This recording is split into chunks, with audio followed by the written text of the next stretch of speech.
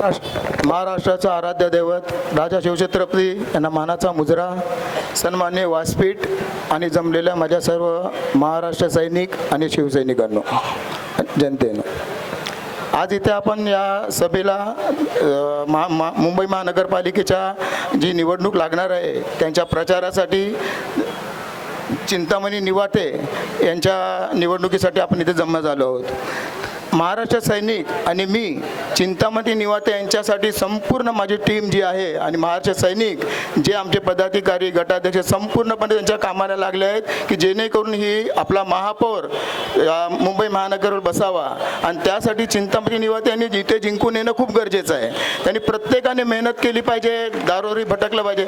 आज आम्ही इथे जेव्हा निवडणुकीसाठी प्रचारात फिरत होतो परिस्थिती एवढी खराब आहे की गल्लीत जायला विजही दिसत नाही। एवढ्या दुपारी 2 वाजता 11 वाजता 12 वाजता गल्लीत पूर्ण काळोख आणि त्याच्यामध्ये साधे ढापे पण लागलेले नाहीत। किती ठिकाणी आमच्या महिला खाली पडल्या आहेत, त्यात पाय मुरगळला आहे।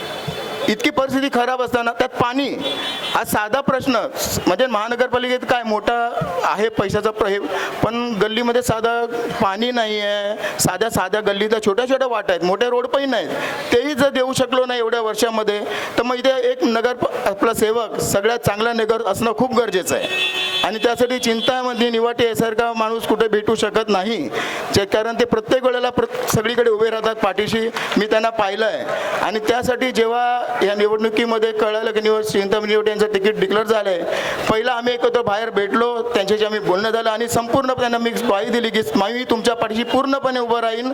मी आमच्या पुऱ्या टीमशी बोलून घेतलं आणि संपूर्ण गजरमध्ये दांडा जितकी आमची टीम असेल संपूर्ण त्यांच्या पाठीशी खंबीरपणे उभे आहोत।